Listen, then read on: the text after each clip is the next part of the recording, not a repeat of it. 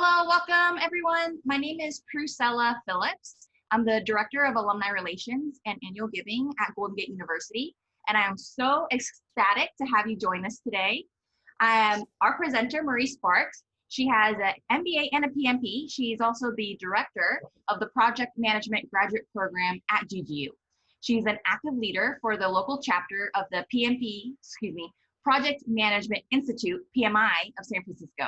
She came to academics following a career in project and quality management in banking, technology, and nonprofits. Her passion is to empower adult learners to their careers. We're so glad to have Marie not only as one of our faculty, but to join us with today's webinar. Marie. Well, thanks, Priscilla, for that wonderful introduction. I'm really glad to be here. And as Priscilla said, I am very passionate about talking about project management to adult learners and to people in different fields. So this is really great to be here. Let me tell you a little bit about myself. I'm what they call an accidental project manager. That's actually like a lot of us because project management is a relatively new career field. It is not something I ever thought of when I was high school, college, and what have you. In fact, so my undergraduate degree was in rhetoric at UC Berkeley. I was an aspiring journalist. That's what I thought I was going to do. And actually, a lot of my classmates were pre-law, so very familiar with folks in the legal field. When I think back, actually, my very first PM job was when I got an internship at National Public Radio, which I thought was what I thought I loved about it was journalism. But when I look back, really, it was project management. What they would do, and this is pre-internet, those of you who remember before the internet, the producer of the show I was working on would say, "Hey, Marie, the New York Times had a great profile on a chef who's working with kids in the inner city. We'd like to have an interview with that person." And so it was up to me to call the New York Times, find out from the reporter the person's contact name, and do all logistics to make the interview happen, including the studio time on both ends and the host was available, etc. At the time I thought it was a journalism job. But it didn't stick in terms of journalism because it was the 90s recession and journalism's a tough field. So I went back for an MBA and I discovered project management hidden in my operations management class. There was just one unit on project management and it was this epiphany to me because what I realized is what I loved doing was coordinating and making things happen. Yes. So sorry to interrupt. Your audio is going in and out a little bit on my end. I am asking you the number to dial in. Would you mind using your landline to? I do not mind, and sorry for that. So, thank you so much. Hold on a second while Priscilla sends me the dial in. Sent. You should have it on your phone. Okay. Thanks everyone for your patience. Thanks for your patience. Hang on a sec. Let me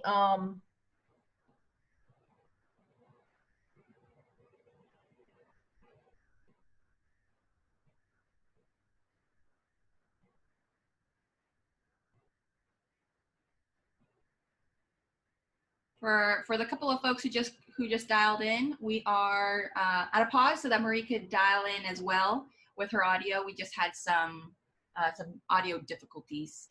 Thanks so much for your patience.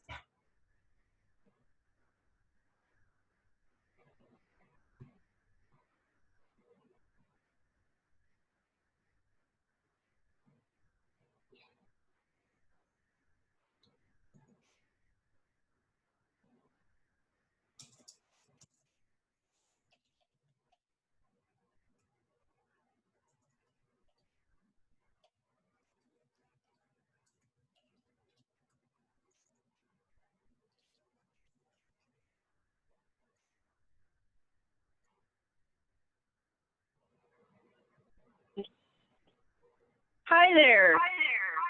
Perfect. So now, Marie, you just need to turn off the audio from your laptop so that it doesn't echo the sound.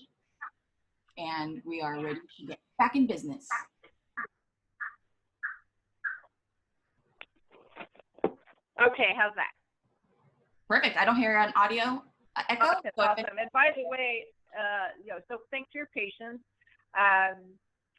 Anyway, one of the things that's funny, I know I was cutting in and out, but I was explaining that my first project management job was really when I was a National Public Radio intern. And when I was working in radio, that's when I first learned about feedback. So feedback when you have two audio sources at the same time. So that was a little bit of feedback, folks, but now we're back. So just to say, to get back to where I was an accidental project manager. It was not something I thought out, but I discovered it. I was taking operations management within my MBA program and realized all my life, the thing that I loved the most was coordinating and making things happen when there was in being in startup mode. And I was able to land a project management job for IBM Global Services as a junior project manager. That's how I got my start. And I ended up doing IT consulting with IBM. And then I ended up at Bank of America, where I spent more than 11 years in investment banking operations and commercial banking operations, technology and operations as a project manager. And then also in quality, I had a Six Sigma black belt, and I also did Six Sigma coaching. And that's when I left Bank of America in 2012 as part of a lot of the restructuring that happened. I realized the thing I loved the most was teaching, and why not try to pursue teaching? And that's, make a long story short, how I ended up in my current role as program director. I do have a PMP, which is a project management professional certification. And so project management made a lot of sense to me in terms of where I would teach. And what's been amazing about the last number of years and making this pivot is project management has just really exploded in interest. When I started out with my PMP, it was something that only people within IT project management cared about. And now there's so much recognition that project management skills and techniques are really valuable across industries. So one of the things I love my job and I'm very passionate about is sharing my love, my excitement about project management to others. I was telling Priscilla that I had given this talk about project management for attorneys for another continuing education legal group that sparked out of my giving a talk to GGU law interns. But I've also spoken to a group of a conference of executive assistants about project management. So again, this is just like the sweet spot I'm in to talk to you today about project management. And I definitely welcome your questions and insights because, I'm not an expert on the law. We're applying it here to project management, and I'd love to hear what you have to say too. Okay. So now let's dive into an overview of project management. So projects aren't new. So the question is, why is project management new? Because, the pyramids, the Roman canals, people have done projects for a long time. But project management as a field has really been only around since the 50s and 60s. PMI, the project management global organization, just celebrated its 50th birthday last year. And that is because the growth of project management was spurred by construction, defense, and aerospace. Because suddenly we hit post-World War II, and there are these really complex endeavors that suddenly really required a much more rigorous way of doing things. And now, as I mentioned, project management has really been exploding. It's grown over time. There are now over 1 million certified project managers with a PMP, that's project management professional, worldwide. It keeps growing. So when I teach my students, I keep having to change that slide. Like 2 years ago, it was 800,000. Now it's 1 million. Also, the PMBOK, which is the project management body of knowledge, that's the PMI's sort of gold standard. It's been downloaded over several million times. PMI as an organization is one of the world's largest professional organizations with several million members worldwide. So it's just a really growing area, and you're going to be hearing more and more about it.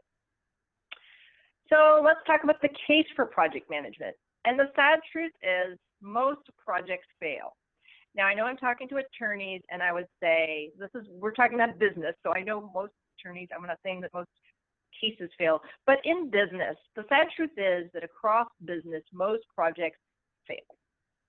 And this is fairly consistent. PMI does an annual study. It's like every 1 or 2 years, called the Pulse of Profession, and they pull across industries about success or failure projects. And what they find, and this is consistent, that for about every $1 billion spent on projects, organizations lose about $100 million, which is about 10%.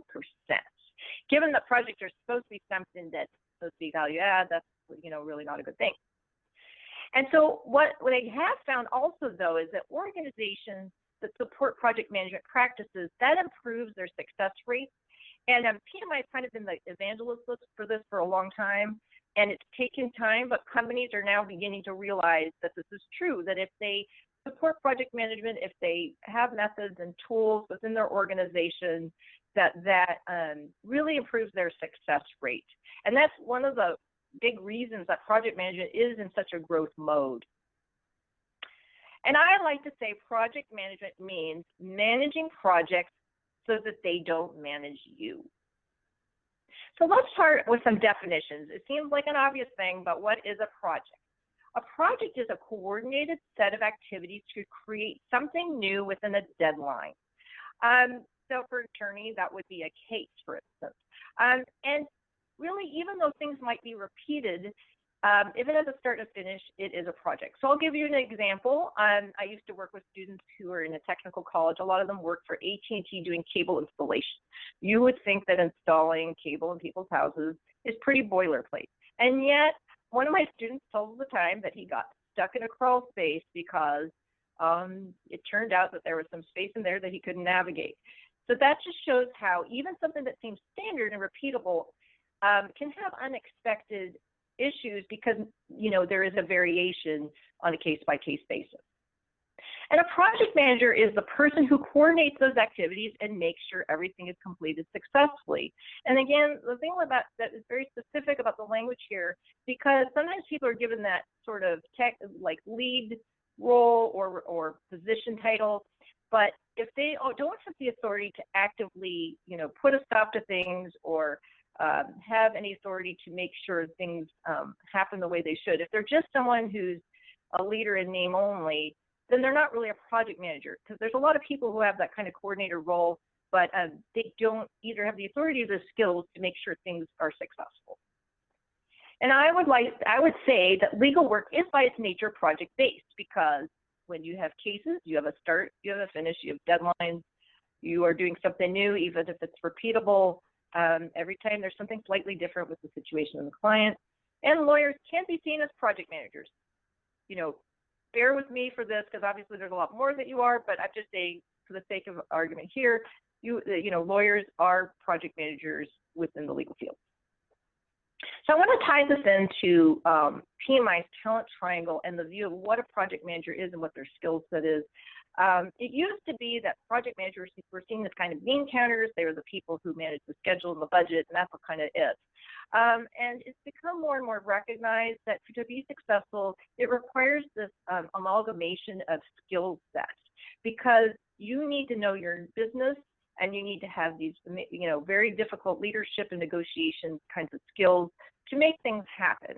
And so PMI has put together what they call the talent triangle, so that one arm of the triangle is that technical project management set of skills, things like meeting deadlines, creating a schedule, etc. The second being leadership, so soft skills that have been really underestimated, but we all are learning more and more how important those all are. And the third is business and strategic skills, and those would be, if you're an attorney, legal project management would be that you have the expertise in the law. You know, for me, it's IT, it's banking, and it's now education would be those skills. So then it gets to a question, why do projects require specific skills? This seems like, you know, sometimes I say that like project management is codifying the obvious because it seems like it's obvious, but let's spell it out. Because I do think people sometimes are surprised how hard projects are, and it's unexpected. So let's walk through it. So first, there's risk and uncertainty. The definition of a project is you're creating something new. Again, even if you're doing a case of something you do all the time, every time it's slightly different, and there's always that thing that's going to come up that's unexpected. That is the nature of projects, because you're not doing something that's operational. You're doing something new. There's deadlines, and I know in the legal field you probably have a lot of deadlines, but all projects have deadlines, the time you need to finish, and we all know there's never enough time. There's other constraints too. So constraints is a big area of projects. One is time, but there's also things like budget.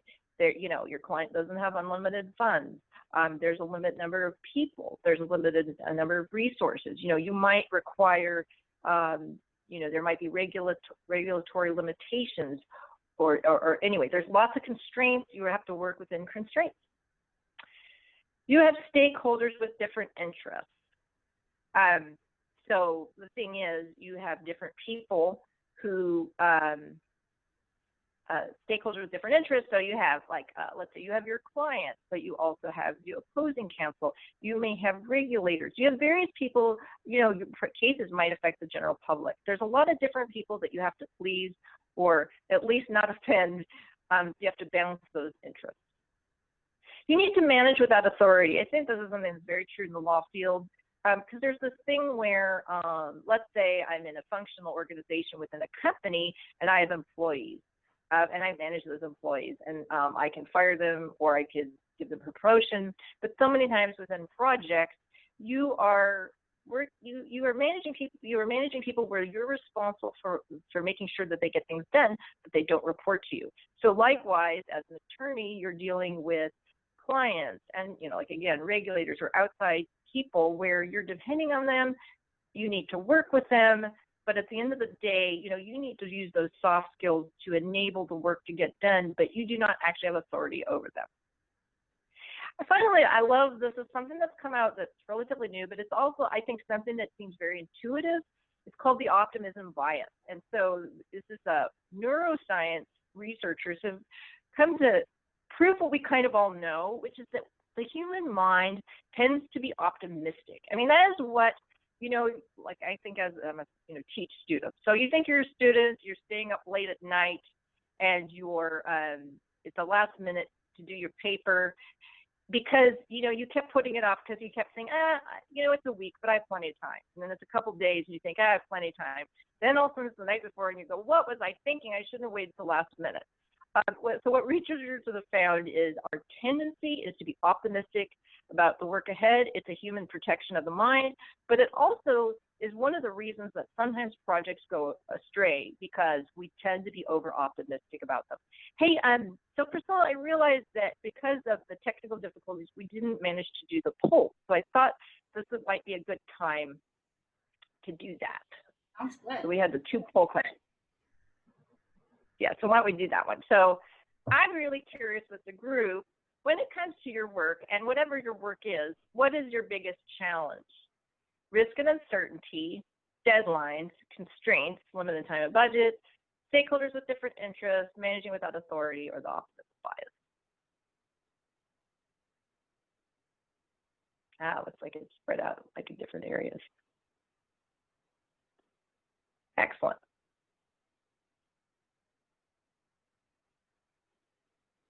Yeah, it's a hard choice because truthfully, I think these things are all challenging and it's really in a lot of areas. Excellent. So we can end the poll. And here, I'll share the results. Oh, is that you? Are you the one who can share the results? Or you share, you're now seeing the poll. So it looks like deadlines is kind of top there, but it's pretty evenly. Then we have constraints, stakeholders, different interests, managing without authority. Yeah, a little bit of everything, but definitely like deadlines, constraints. I would say deadlines and constraints are probably the top because like combined, they're kind of similar. So yeah, so I'm going to be talking about this in some of the other, I'm going to have some tips and some tools that hopefully are things that you can take away from them to help with some of those. Okay. All right, so we're going to talk about, next I'm going to talk about the traits that make a great project manager. And I was realizing when I was putting this talk together that there's a bunch of things actually the project managers and attorneys share in common. So I just think there's some things that you're already doing that make you all a great project manager, those of you who are in the legal field already. And then there's some things that are specific to project management that that I think are specific ways the project management has a mindset that might be helpful. Okay, so first of all, you're very organized and detail-oriented. I mean, let's face it, attorneys, you have to be detail-oriented, you have to be organized. But at the same time, you're keeping the eyes on the prize, you're goal-driven. And I can tell you that project managers, there's this balance between being very detail-oriented and organized, and yet at the same time, really being able to help people see what the goal is, what this big picture is, and to get everyone on the same page about that big picture. Great communicators. Attorneys, you all are stellar at communicating.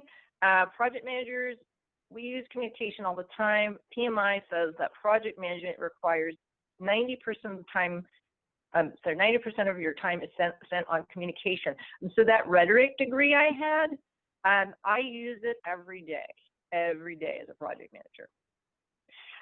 Again, attorneys and project managers, we're both really good at reading people and situations between the lines. You know, emotional intelligence is really important. Sort of organizational politics, people politics. It's that thing of what someone's saying, but also what they're not saying. That is so much of the time the success or failure of the project is, you know, are people comfortable talking to you? And if they tell you something, do you realize that there may be some problem with the project that they're not comfortable sharing with you, and, you know, not taking what they say at face value? We're all problem solvers. So, you know, again, if you're an attorney, people come to an attorney because they have a problem that they need solved. Project managers, we're problem solvers. So much of the mindset is solving the problem. You know, if you're a project manager, what I teach my students, you know, you don't come to a manager and give them a bunch of problems. You say, hey, here's the issues. Here's the possible approaches to solve it. That has to be the mindset, is we're solving problems. Okay, and so here's some things that are specific to project managers. Again, these might be things you're doing already, but these are part of the project management mindset. So we tend to plan methodically, but we also do it with the buy-in of the team. So the idea of a project manager doing the planning, they don't just do it on their own.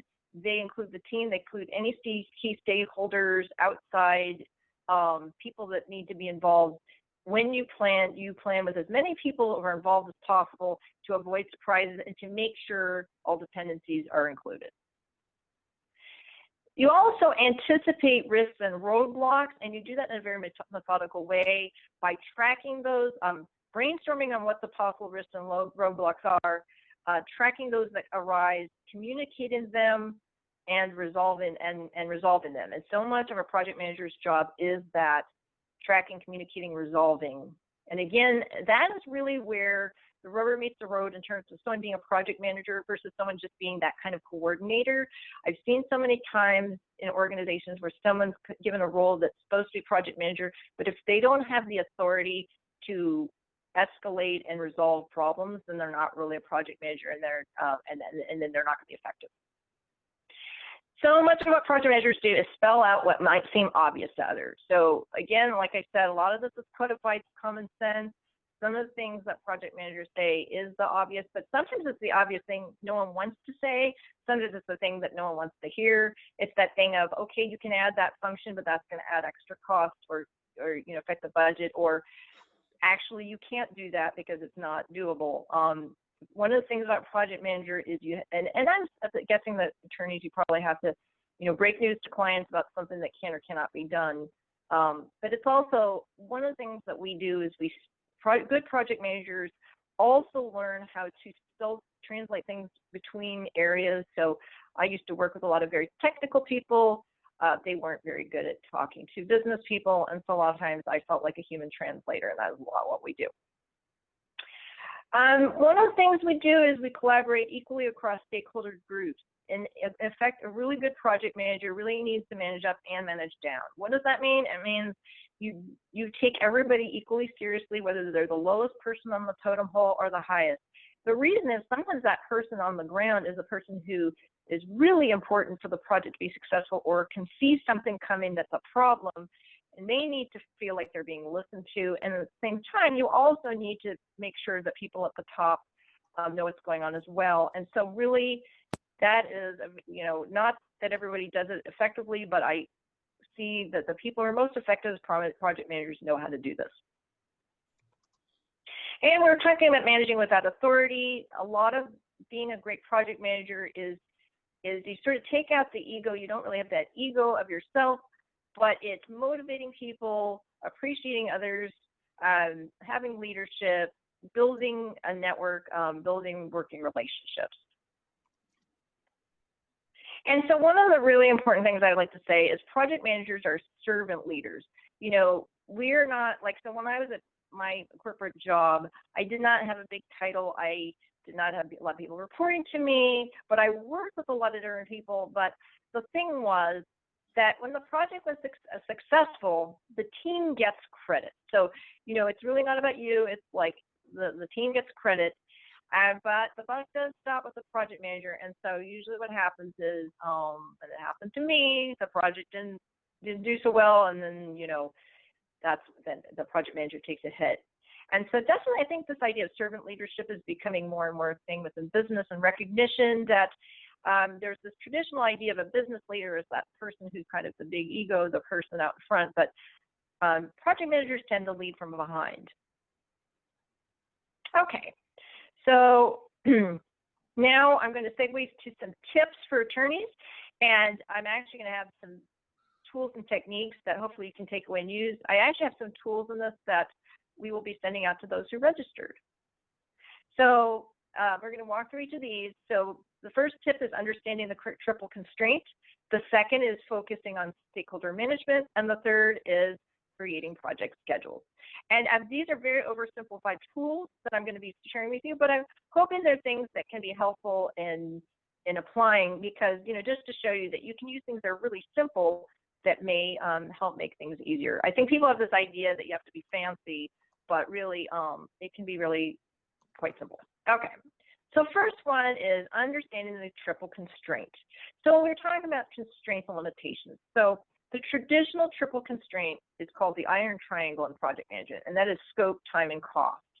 Now I could get into a whole other thing that there are other constraints to be politically correct, because PMIs added things like risk and quality and resources. But the thing that's really powerful about considering the triple constraint is it's something that changing one affects the other. And it is something that I would say, from my experience in projects, really is a point that a lot of times end users or customers don't understand.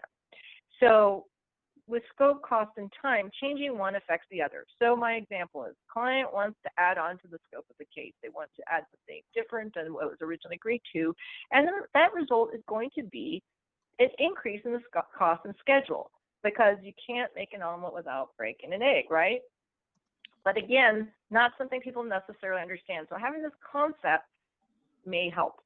Okay, and so this is where it's critical to set expectations when changes are proposed or when they occur. And again, this is something where I was saying project managers are really good at explaining the obvious or breaking bad news. This is like one of those key areas.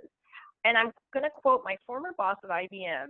When I was at IBM Consulting, we worked with consulting clients, and the clients would invariably want something different than they had asked for. And what her answer was, there is no problem that time and money can't solve. And the translation is, that's fine, but if you want more, you're going to pay more, and you're going to wait longer for it to be done. So the first tool for this is the tool for this one is the project charter. Now, I understand that you all probably have contracts and other things, so you may not use this exact document, and that's fine.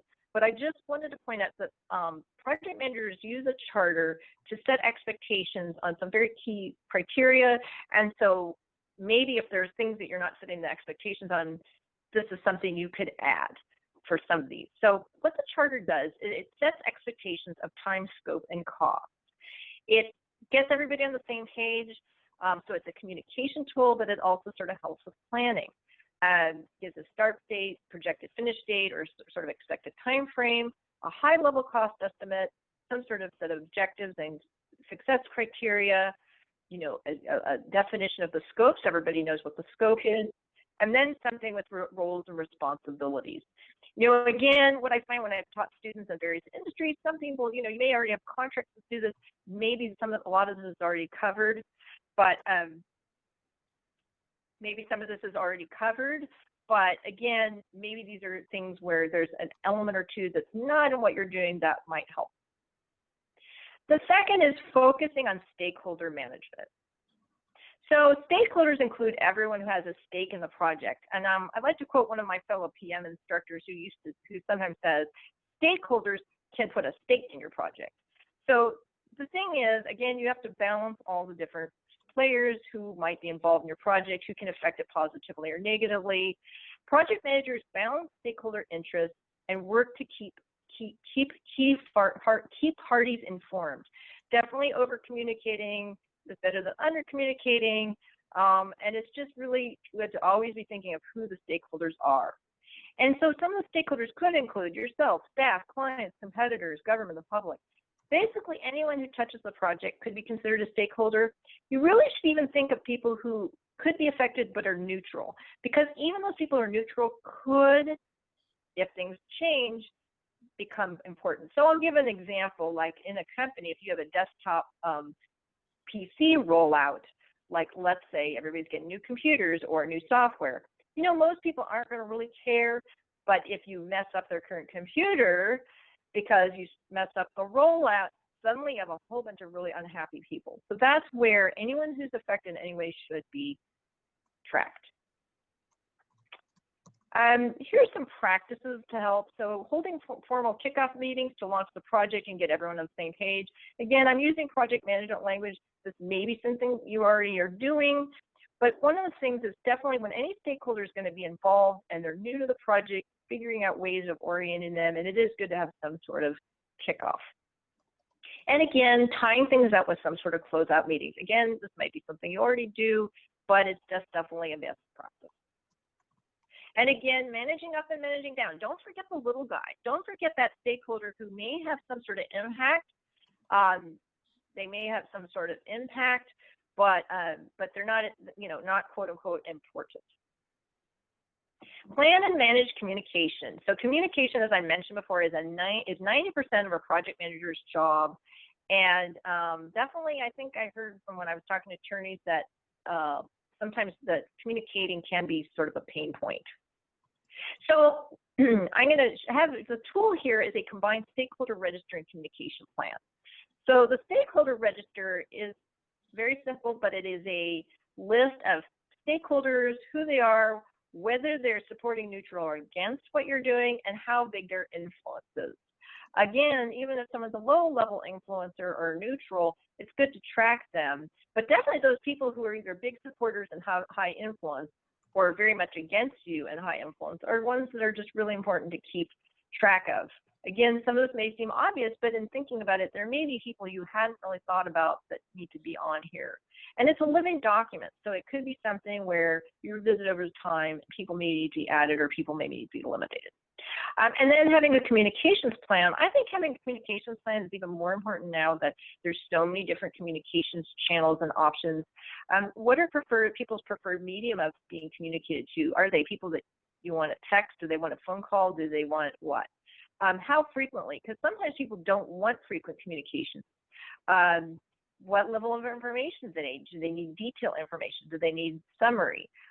You know, and it isn't, more isn't necessarily better. I mean, I'll give you an example again from the corporate world, which is I used to be on projects where there were senior executives that were sponsors of the project. They only really needed to know maybe on a very high level reports on an occasional basis, but they might need to have certain things escalated to them if it reached a certain point. They did not want to get weekly status reports. At the same time, someone who was more involved in the project, who was a lower level manager, might need to know more detail. So again, I think the communications plan, very simple, stakeholder register, simple but good ways of tracking things. Creating project schedules. I think this is the thing that people think about the most with project managers. So project managers plan, track, and communicate project schedules. And this is, I'm guessing, something a lot of you do already in terms of, you know, deadlines and you have deadlines and those kinds of things. And so this may be familiar to you. One of the things to say is schedules will change and PMs plan for that. So one of the things is, I think there's this idea of project manager schedule and then it's all set in stone. Well, it's not set in stone because it never is. You try to manage those changes as much as possible by managing scope and people's expectations. You try to manage that as much as possible, but stuff happens and schedules change. The main thing that project managers do is you have that schedule and you manage the changes so that you can see how does that impact what we're doing. You don't just like change the schedule on the fly, you change it and you look at the elements of how it changes because you have it in a tool where you can look at that. So the best approach is to create a best estimate schedule based on the constraints as a starting point. You know, it's not going to be perfect, but it's best to have it out there so you have an idea of like, what does this look like? and then actively communicate the schedule, and then manage changes and also communicate them as arise. You know, if something big happens in the project, suddenly things move out by 2 weeks, well, then you really need to look at what does that do to the entire schedule. And so people have changes in the expectations. I find that so many times when I see this, I think being in higher ed, it's a really different environment, that there's this idea like when things change, you know, something changes and it's delayed, there's not the understanding that you need to, when that happens, you really need to show how does that affect the overall picture. So here I have a milestone chart, and again, this is really simplified. It's in Excel, and I will send it out afterwards. And really what I'm showing is you can have different tasks. There's initiating planning, which are your starting tasks. There's the execution tasks, which are kind of the meat of the project. And then there's closing. And then, you know, you just kind of have the name, the description, expected start or completion, who the owners are. It's also good to put are there dependencies or risks. And then you can have something like a status if it's red, yellow, or green. Red meaning not going well, green meaning going great. So this is a simple tool you could use potentially to show people kind of what's happening. And this is a portfolio milestone chart, and I point that out because if you're an attorney, you have a bunch of cases, you might, like this is what we in project management would call a project portfolio, and instead you could look at what's the status of each of the cases. Again, you'll see it says project because I did this as a project manager. I wanted to talk a little bit about modern software because it comes up a lot, like people say, oh, what about Asana, or what about MS Project? And there's a lot of tools out there, and people try to get really fancy. And I would just say each of those tools has a learning curve. I honestly find that the tool you know is the best tool to use. Using like Excel tables, if that is something you're familiar with, that works fine. You know, these simple tools I provided might be enough to just do what you need to do. I find too many times people want to use a tool because they heard about it and then they're struggling with it. And, you know, project managers who do this professionally use things like Asana or MS Project or what have you, but that's their primary job. So again, like there really is nothing wrong with using something simple. In fact, the simple tool that you know how to use is probably the best. Okay, so before we close out, we'll get some resources and how to contact me and maybe have some time for questions. So first of all, resources. The Project Management Institute is a global organization, as I mentioned. They have a lot of information. They have white papers. They have all sorts of things. We're very lucky in the San Francisco Bay Area. We actually have 5 really great chapters. So depending, you know, everything's virtual right now. But depending on your geography, you can look into, there's the San Francisco Bay Area chapter, there's the Silicon Valley chapter, which the San Francisco one's the one I'm most involved with. But Silicon Valley, Wine Country, Monterey, and Sacramento Valley, all of them have breakfast roundtables that are free. Most of them are all virtual right now. And it's a great way of networking with project managers, but also learning more. There is also a management portal for project management, a knowledge portal for project management called projectmanagement.com. Some of the information is locked for PMI members, but there is definitely a lot of information out there for free, and it's a really good hub. The other thing, as I kind of mentioned earlier, I found that legal project management, when I was doing research on this, is a real field in itself. There's a lot of materials out there. You know, unfortunately, this talk can't be used for your continuing ed, those of you who are attorneys. But maybe if you're looking into continuing education, you might look into some legal project management classes. Yeah, I actually really understand about the continuing education thing because as a PMP project manager, I also have to have continuing education myself. But yes, it was so fascinating when I started researching this that in our law library, we had several different books. There's a lot of articles, there's a lot of classes. So I think you will see more in the field. I think it's just a growing area. I mean, I would say that I based my talk on the tools and techniques that were focused on in those articles and books, but that doesn't mean, you know, I'm not the world's expert, and I'm guessing that you might take a class, you know, like led by someone who is a practicing attorney who can probably give you more insight. Anyway, I love to hear from people. I'm at mspark@ggu.edu. I'm very active on LinkedIn. Feel free to connect with me on LinkedIn. I do teach project management at the graduate level at GGU. I love the fact that Golden Gate has this cross-section between business and law, and that I get to work with law school colleagues. And it's been a real pleasure to talk to you today. I welcome any questions that people might have. Priscilla, I guess let me know if there's questions. Yes. So folks, Leslie asked, will copies of tools be available? And just to confirm, yes, we will be emailing a copy of the tools to everyone who registered. And we have a question from Ken. What is the best way to study for the PMP, and what is the cost associated? Oh, wow, great question, Ken.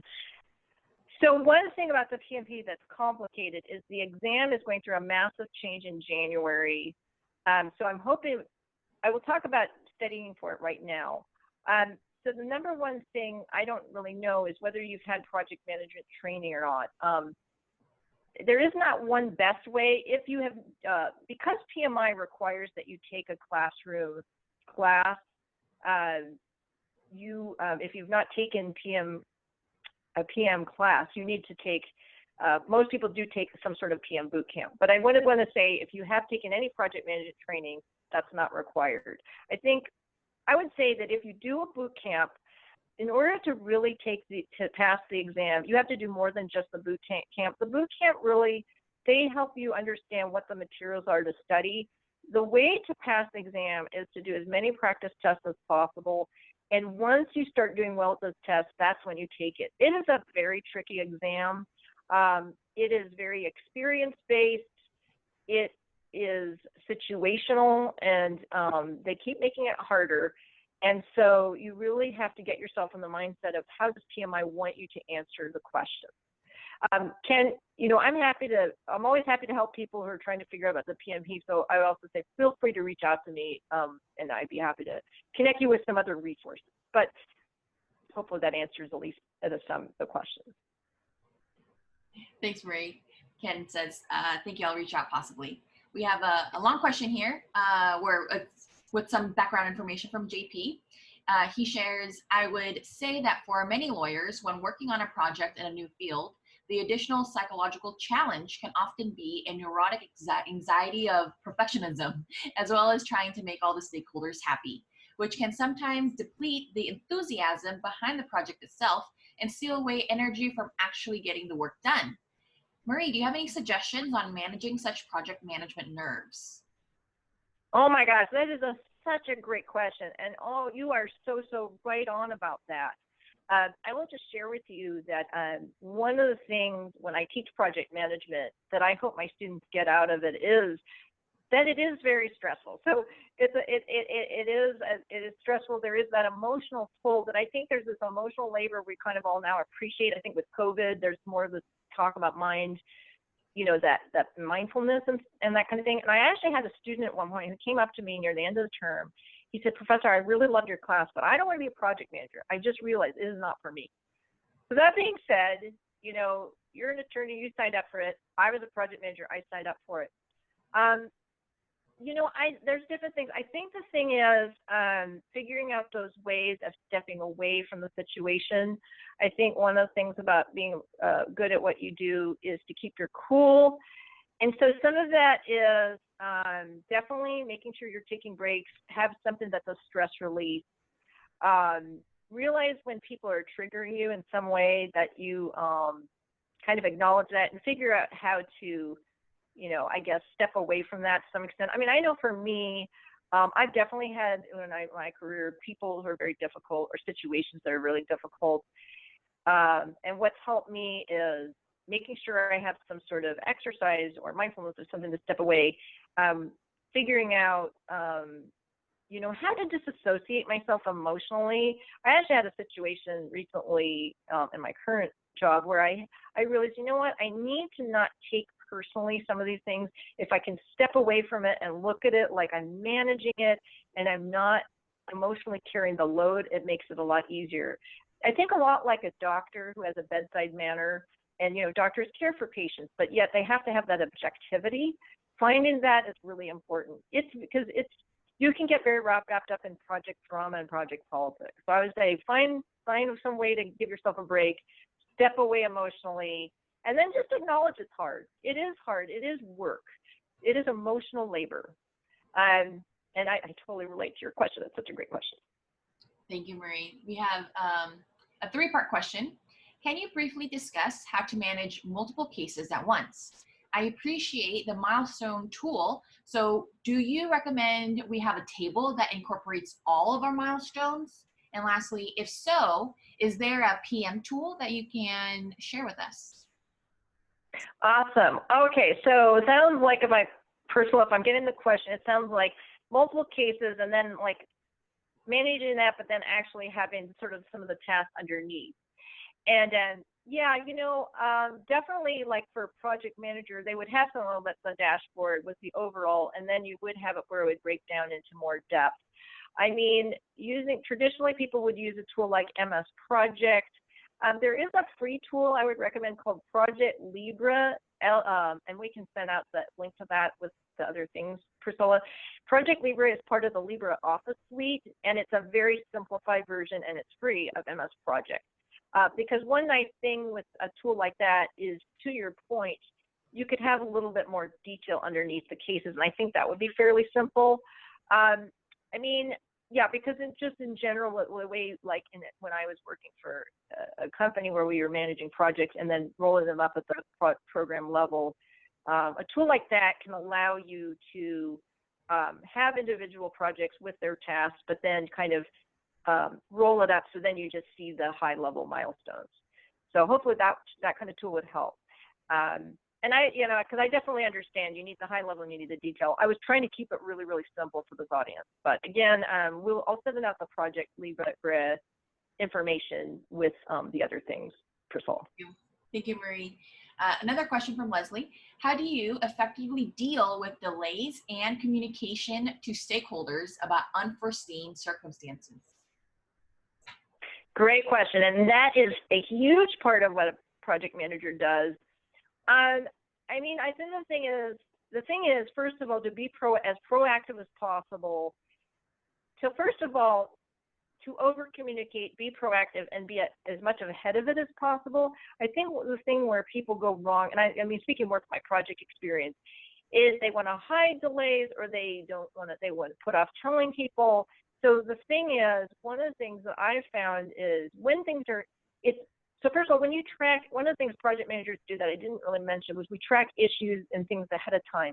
And so as much as sometimes things are completely unforeseen, but sometimes you have a sense that there may be a delay and you don't know it's delay yet, but you see it is a problem. So I'll give you an example from IT because that's what I know best. So, we're getting new servers and it's sounding like they may be delayed. Like it's not delayed, but it's sounding, we're not getting warm fuzzies from the supplier. At that point, you really should have something where you're giving someone a heads up and saying, hey, there's this possibility that we're not going to get the servers right away. Let them know, not that it's a problem, we're going to keep an eye on it. So that way, and obviously there's things that happen out of the blue, but I think what people get frustrated about when unforeseen things happen is so many times people wait till it already happened and people feel blindsided. If you're as proactive as possible, now it's not going to be easy, and a lot of times, it's just going to be unpleasant. One of the things I find in my job and my role is a lot of your job is giving people news they don't want to hear. But what I find over time is if you're open about it, if you're proactive, then people appreciate it because they know that when you come to them, you're going to be telling them like it is, and and there aren't going to be surprises. What that means is they're going to better trust you. If you, over time, there's things that happen and they feel like they didn't get warning, then they stop trusting, well, when they give me that information, is it really what it seems? But again, no easy answer. And honestly, the number one thing is being able to give people news they don't want to hear about delays and things. That is the number one thing, and it is not easy, and it's one of those skills you have to develop. Thank you, Marie. Thank you, Marie. These are really great questions. Feel free for everyone on the call to chat your questions or to unmute yourself if you'd like to ask Marie your question directly. Marie, so for a lot of the folks on the line, they are practicing attorneys and it takes a lot of time out of their day to do the work that actually needs to get done. Do you have any tips or strategies of how they can best allocate their time Is it in the morning to spend time on project management, or do you have any strategies that would best be, to effectively use their time? Great. That's a really good question. And I hate saying really great question, but it really is, because it's like the cobbler's children go barefoot. Like, as a project manager, you're supposed to be managing the project, but a lot of times it's hard to manage your own work. I'm guessing there's probably a similarity. When I was a corporate project manager, so much of my time was in meetings, and like I had to figure out how to do the work between all the meetings. And then, meetings, emails, and then you actually have to do the work. Now, as a program director, I have the same problem, because I actually have to, do course preparation and grading, but then I have all these sort of administrative programmatic roles. I mean, definitely, I would just say it helps to be organized. It helps to plan for when you're going to do your actual work, to block out time. And I don't know what that time would be is different by the person. But like, so for instance, when I was in the corporate project management field, I would find that for me, working early in the morning was a time I could block out and get things done. And also the other tip I had that I used to do at the end of the day before I shut things down is I would write a list of what are the key things I need to do. I would spend a bit of time at the end of the day to think through all the things I did, and like, what are those things that I need to do that are hanging fire for the next day, and have it there. But definitely, it is one of those things where you do need to manage your own time. The nature of being a project manager, and I'm guessing an attorney, is because so much of your job is communicating, is answering people's questions, and doing like a lot of work. It is hard to find that time for the big picture, and you do have to carve that out. So I would just definitely say, find that time that you can carve out and block it out. And block it out. Make yourself not available during that time. And it might not be a long block of time, but something where you can just do that. Thank you, Marie. That was a great answer, as all the other answers so far. I'd like to once again invite everybody on the line to ask your questions, either on the chat or unmuting yourself.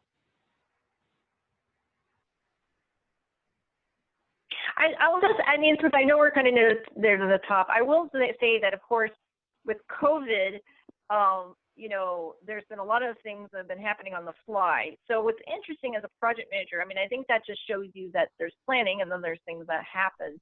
So definitely, I would just definitely say that one of the things about being a project manager that, definitely for this field matches with the law field is it is about being adaptable. And so you plan as much as you can, because a lot of stuff happens, but it is also reacting to things that happen. So I just want to point that out, because that is one reason I didn't want to get into Agile today, but you may hear that term Agile, and Agile project management has come about to be able to better manage when there's a lot of uncertainty. So, and that's one of the things we're living with right now. Thank you, Marie. Well, it looks like we don't have any more questions from the audience. Okay. So thank you so much, everyone, for joining us. And Marie, thank you again for a wonderful topic and for all the great tips that you shared. Great. Well, thanks. It's such a pleasure. Again, feel free to reach out to me, and we will send that information out at the end of the talk. It was a lot of fun. Have a great rest of the day, everybody. Thank you. Bye. Bye.